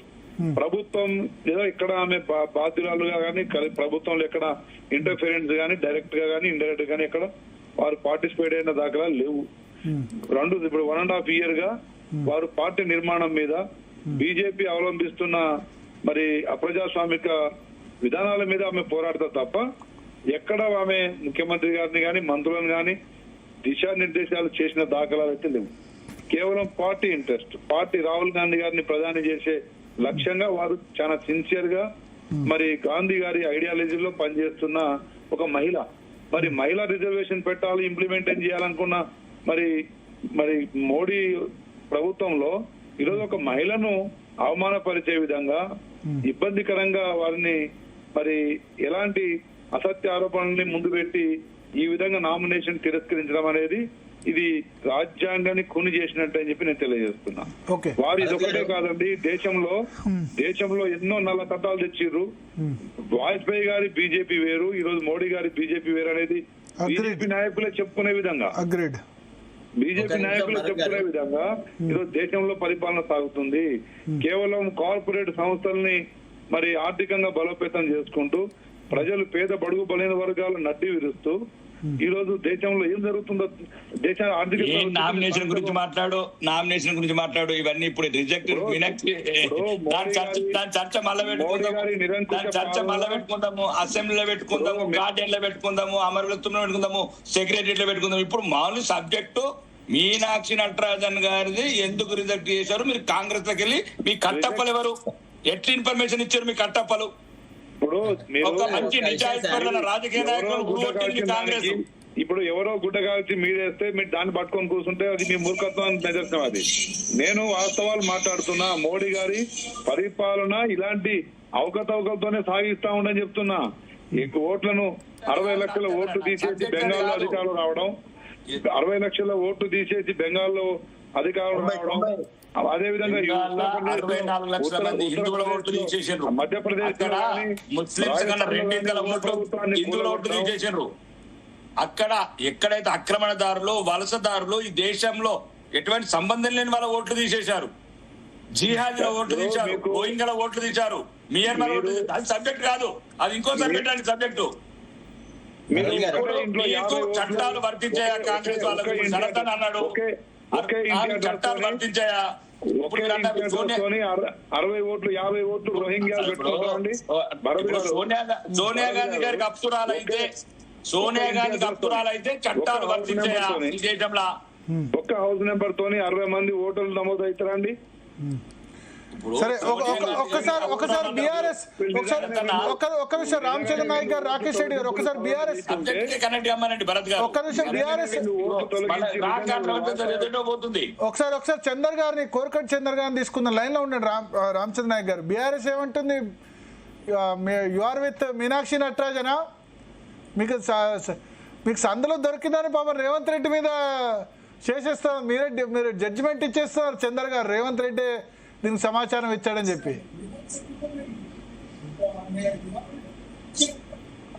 మీరే కోరకట్ చందర్ గారు వినిపిస్తుందా?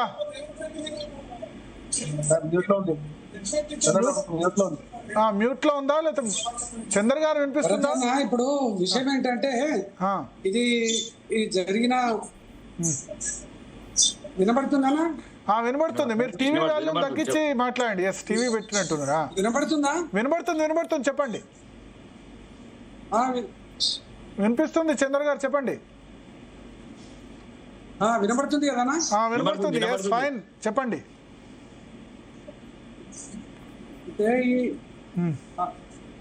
ఓకే, అయితే ఈ జరిగిన తతంగం అంతా కూడా మనము ఒక్కసారి గమనిస్తే ఇక్కడ కాంగ్రెస్ కు సంబంధించి ఈ రేవంత్ రెడ్డి తర్వాత ఇక్కడ ఉన్న కాంగ్రెస్ కొంతమంది బీజేపీకి పూర్తి స్థాయిలో వాళ్ళు బైండ్ ఓవర్ అయినట్టుగానే అర్థమవుతుంది. ఒకటి, వాళ్ళు ఎట్లా బైండ్ ఓవర్ అయ్యారు, దేనికోసం బైండ్ ఓవర్ అయ్యారు, ఏంది అనేది మన ఈ కింది స్థాయి మన ఎమ్మెల్యేలకు కొంతమందికి తెలియకపోవచ్చు. కానీ ప్రజాస్వామ్యంలో మరీ ఇంత దారుణమైన పరిస్థితి ఎన్నడూ చూడలే.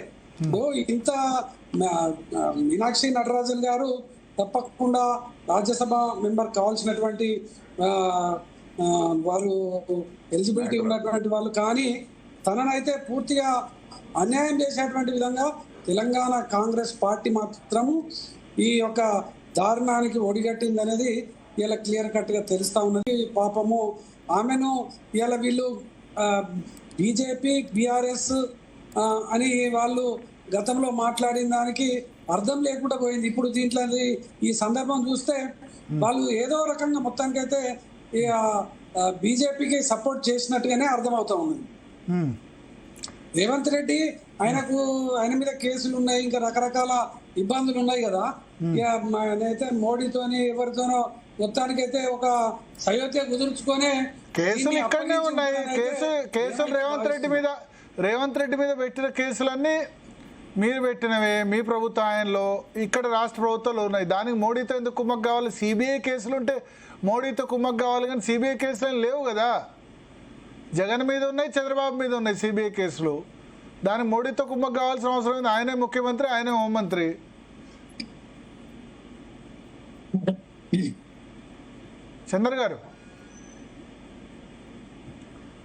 చంద్ర గారు వాయిస్ రావట్లేదు. ఎస్, శరత్ గారు రామచంద్ర నాయక్ గారు శరత్ అని బాగా మాట్లాడతాడు. శరత్ భరత్ గారు రామచంద్ర నాయక్ గారు మోడీతో కుమ్మక్కు ఇప్పుడు బీఆర్ఎస్ సోషల్ మీడియా ఏం స్టార్ట్ చేశారంటే ఇవాళ నరేంద్ర మోడీ రేవంత్ రెడ్డి ఫోటో తీసుకొని మళ్ళీ బడేబాయ్ చోటేబాయ్ అంటున్నారు. భరత్ గారు ఆ, ఇల్లు కాలిందని ఒకటి ఏడుస్తుంటే నిప్పుతో ఎగిరిండట, గంతులు ఎక్కిందట. వీళ్ళ పరిస్థితి అంతే ఉంది. రాజ్యసభ మీనాక్షి నటరాజన్ గారికి రాజ్యసభ వస్తే రాష్ట్ర ప్రభుత్వానికి కానీ రేవంత్ రెడ్డి గారికి వచ్చే నష్టం ఏంటిదండి? రాజ్యసభ ఒక ఫైటర్, ఒక లేడీ ఫైటర్, మహిళా ఫైటర్ ఈ రోజు రాజ్యసభ పోతే పార్టీని జాతీయ స్థాయిలో నిలబెట్టడానికి ఒక కృషి చేయాలని చెప్పి రేవంత్ రెడ్డి గారు ఆలోచించే పరిస్థితులలో వీళ్ళే బీజేపీ వాళ్ళే ఒక అనైతికంగా అప్రజాస్వామికంగా మన నామినేషన్ రద్దు చేసి దాన్ని మళ్ళీ బట్టగాల్చి రేవంత్ రెడ్డి గారి మీద వేస్తే తెలంగాణలో ప్రభుత్వాన్ని అస్థిరపరచవచ్చు, దాంతో బీఆర్ఎస్ బీజేపీ లబ్ధి పొందొచ్చు అనే కుట్ర తప్ప దీనిలో ఏమన్నా వాస్తవాలు ఉన్నాయా? ఒకవేళ వాస్తవాలు ఉంటే దమ్ముంటే వాళ్ళను నిరూపించమనండి, నిరూపించినాక మాట్లాడమనండి. ఏ ఆరోపణ నిరూపించలేని పరిస్థితుల్లో మాట్లాడడం అది సబబు కాదు. అది తెలంగాణ ప్రజలు దాన్ని స్వాగతించాలని చెప్పి నేను తెలియజేస్తున్నా. ఓకే ఓకే ఒక నిమిషం సార్. యా చెప్పండి సార్ ఇప్పుడు కాంగ్రెస్ పార్టీ రాజకీయం ఎట్లా ఉంటే వీళ్ళు మర్డర్ చేసి సంతాప సభ వాళ్ళే పెడతారు సార్. ఇప్పుడు మీనాక్షి నటరాజన్ కు సంతాప సందేశాలు ఇస్తున్నారు, కానీ మేము అసలు యాక్చువల్లీ ఫెయిల్ అయినాము. ఒక గాంధీవాది ఒక మంచి వ్యక్తిని రాజ్యసభకు పంపలేకపోయినా మా ఫెయిల్యూర్ ని కప్పిపుచ్చుకుంటున్నాము అనే మాట మాట్లాడరు. నేను అడుగుతున్నాను, ఇప్పుడు మొన్న రాజ్యసభ సీట్లు తెలంగాణలో కూడా ఖాళీ అయినాయి కదా, ఎందుకు అభిషేక్ మను సింఘ్కి ఇచ్చినారండి? ఆయన ఇదివరకు ఆల్రెడీ ఆయనకు ఒక ఆపర్చునిటీ ఇస్తే అక్కడ రాజస్థాన్ లోపల పార్టీ ఎమ్మెల్యేలు క్రాస్ ఓవర్ చేస్తే ఆయన అక్కడ ఓడిపోతే మళ్ళీ ఆయన లేకుంటే రాజ్యసభ నిండుగా ఉండదని ఇచ్చినారా? ఏంటిదండి అర్థం కాదు. ఇప్పటికీ 5-6 సార్లు ఇచ్చినారు. ఓ కొత్త వ్యక్తికి ఇస్తే ఏం పోతుండే, అట్లా లేదు.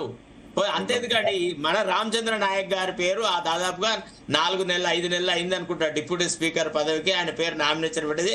ఆయన బయట ప్రజలందరూ అన్న డిప్యూటీ స్పీకర్ అంటున్నారు. ఇంకా ఆ స్థానం మీద ఎన్నడు కూర్చుంటాడు? ఇది అంతా మంత్రి పదవి డైరెక్ట్ తీసుకుంటాడేమో సార్. మీకు విషయం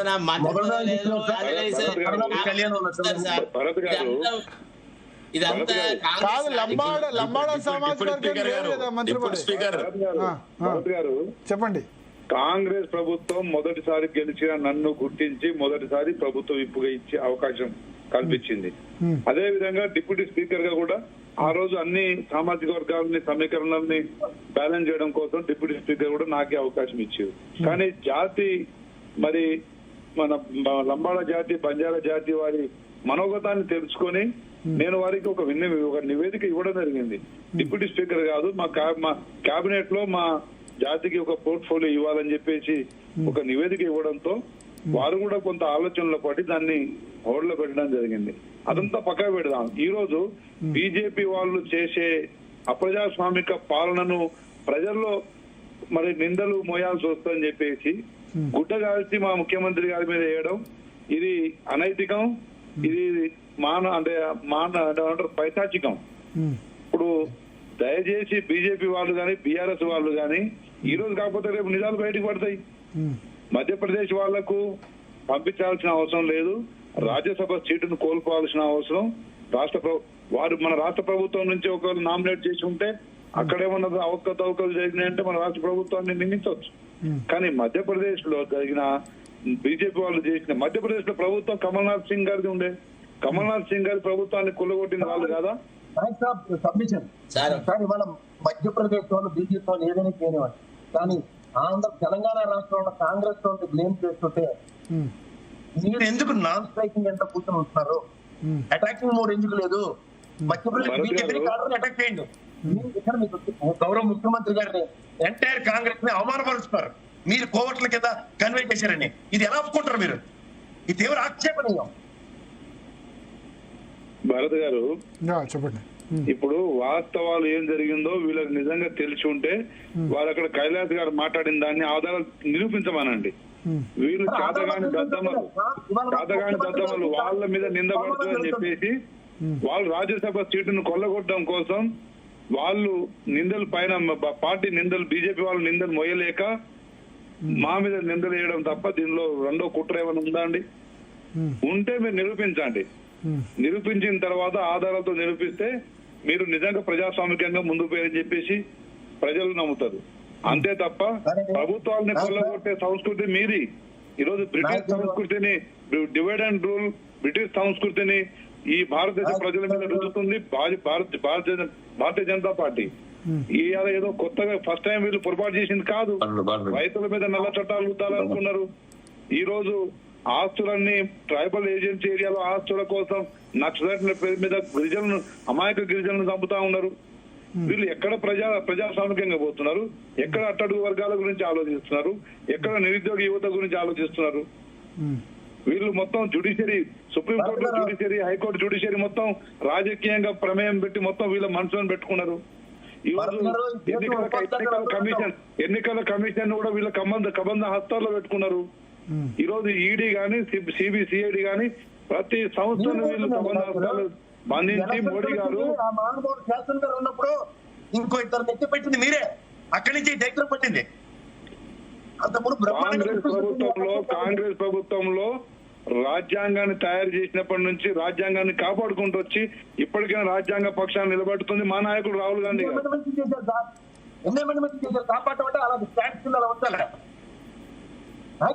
ఏదేమైనా ఈ దేశ ప్రజలు వాస్తవాలు తీసుకునే రోజు దగ్గర వచ్చినాయి. భరత్ గారు, శరద్ గారు ఎంత గొంతు చించుకున్నా భారతదేశ ప్రజలకు వాస్తవాలు, రాముని ముసుగులో వీరు రాక్షసుడు పాలిస్తున్నాడనే విషయం ఈ రోజు దేశ ప్రజలు గమనిస్తా ఉన్నారు. మీ సబ్జెక్ట్ ఏంటండి? మాకు ఇటలీ వాళ్ళు పాలించాలా అంటే ఇటలీ వాళ్ళు పాలించాలా? ఇటలీ వాళ్ళు పాలించాలా? ఇండియన్స్ పాలించాలా? ఇటలీ వాళ్ళు పాలించాలా? మన్మోహన్ సింగ్ అది చెప్పండి. మీరు ఇటలీ వాళ్ళు పాలించాలా? మీరు కరెక్ట్ కాదు. రామచంద్ర నాయక్ ఇప్పుడు కరెక్ట్ కాదు. మీరు ఎక్కడెక్కడ వెళ్తున్నారు? రాముడు డేరాల నుంచింది మీరు, ఇంటిల నుంచింది మీరు, మీరు రాముణ్ణి దివ్య మందిరం కట్టింది మేము. మీరు మాట్లాడేది ఎక్కడెక్కడికి వెళ్తున్నారు? మీకు ఇష్టమైతే ఇటలీ వాళ్ళని తెచ్చుకోండి, ఫ్రెంచ్ వాళ్ళని తెచ్చుకోండి. మేము భారతీయులను ఇష్టపడతాం, భారతీయులు ఇష్టపడతాం. భగత్ సింగ్ ఉరి పెట్టుకున్నది ఇటలీ వాళ్ళ గురించి కాదు.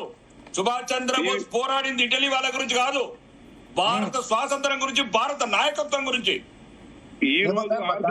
ఇటలీ వాళ్ళ గురించి కాదు. ఈ రోజు ఆర్థిక వ్యవస్థను కొల్లగొడుతుంది ఎవరు?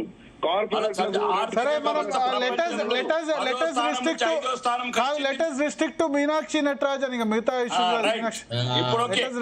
మీనాక్షి నటరాజన్ టాపిక్ భరత్ గారు, వీరు మీనాక్షి నటరాజన్ గారి పాపం ఈ బీజేపీ పార్టీ తగులుతుంది. ఈ దేశ ప్రజలు ప్రతిదీ గమనిస్తున్నారు. కాక్రోచ్ జనతా పార్టీ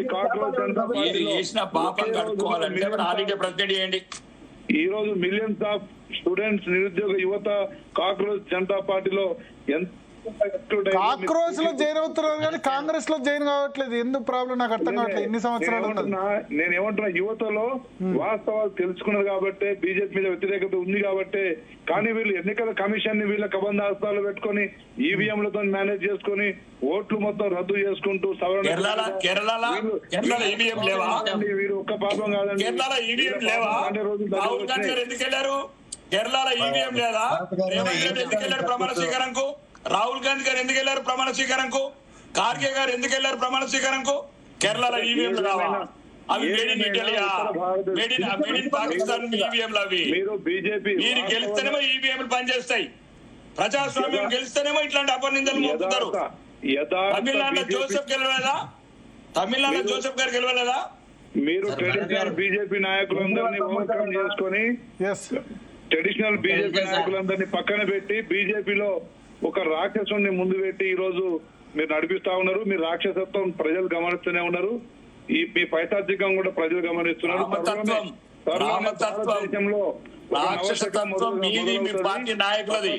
తప్పకుండా రాహుల్ గాంధీ గారు త్యాగాల పునాదుల మీద నిలబడ్డ కాంగ్రెస్ పార్టీ ఎమర్జెన్సీ పునాదుల మీదనా? ఎమర్జెన్సీ పునాదుల మీద అన్న రాకేష్ అన్న ఆగన్నా ప్లీజ్. ఆ టాపిక్ వద్దన్న.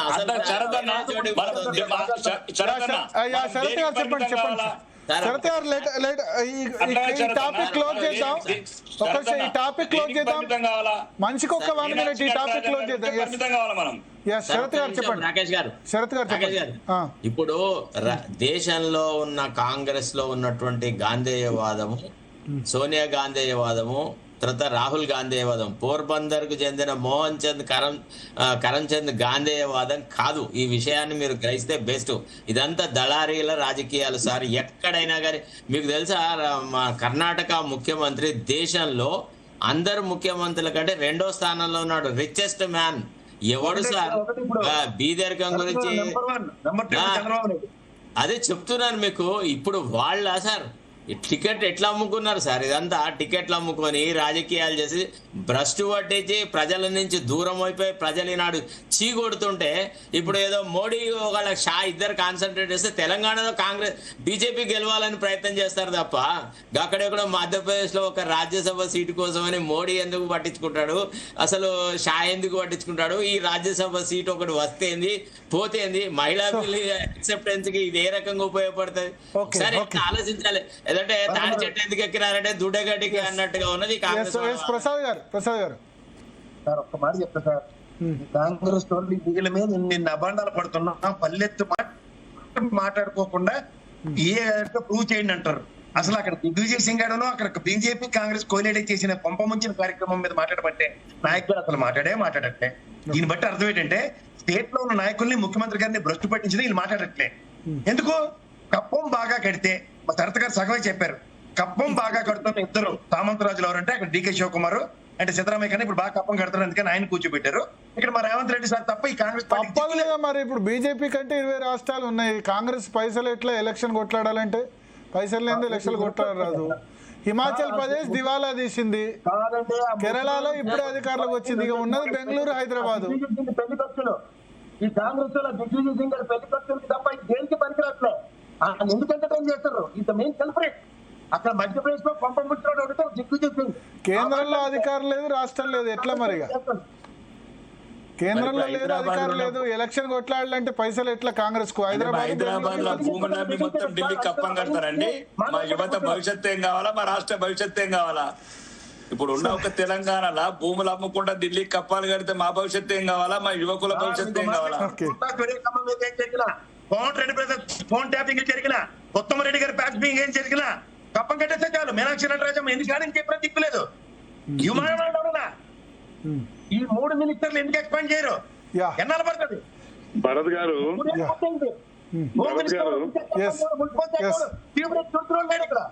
మా నాయకుడు డిప్యూటీ స్పీకర్ చూడండి బ్రహ్మానంద గారి పక్కన చూపించినట్టు సినిమాలో. ఎందుకు ఇది ఈ కుదిలీ పథకాలు దేనికి? లంబాడి సామాజిక వర్గాలు డాక్టర్ గారు. సో ఇప్పుడు కాంగ్రెస్ పార్టీ క్రైసిస్ ఎదుర్కొంటుందని మీరు అనుకుంటున్నారు, అందరూ కూడా అభిప్రాయపడుతున్నారు. దీని కనెక్టింగ్ మ్యాటర్ ఒకటి ఉంది. తృణమూల్ కాంగ్రెస్ ను కాంగ్రెస్ పార్టీలో విలీనం చేసేందుకు మమతా బెనర్జీ ముందుకు వచ్చిందని, దాని గురించి చాలా సీరియస్ గా కన్సల్టేషన్ నడుస్తుందని చెప్తున్నారు. తృణమూల్ కాంగ్రెస్ తో పాటు ఎన్సీపీ విలీనం కావాలి, వైఎస్ఆర్ కాంగ్రెస్ పార్టీ కూడా విలీనం కావాలని అనేవాళ్ళు కూడా ఉన్నారు. కాంగ్రెస్ నుంచి ఎన్ని ముక్కలైనాయో అన్ని ముక్కలు విలీనం కావాలని చాలా సీరియస్ డిస్కషన్ నడుస్తున్నాయట. తృణమూల్ కాంగ్రెస్ మమతా బెనర్జీ అయితే అంగీకరించారట. ఒక చిన్న బ్రేక్ తీసుకుందాం. బ్రేక్ తర్వాత అంశం మీద చర్చిద్దాం. శరత్ గారు, ప్రసాద్ గారు, చందర్ గారు, రామచంద్ర నాయక్ గారు, రాకేష్ రెడ్డి గారు అందరూ ఉండండి. చాలా కాంగ్రెస్ మళ్ళీ ఈ ఏదైతే ముక్కలైందో ఆ ముక్కలైన కాంగ్రెస్ మళ్ళీ ఏకీకరణ అవుతుందా? బ్రేక్ తర్వాత అంశం మీద చర్చిద్దాం.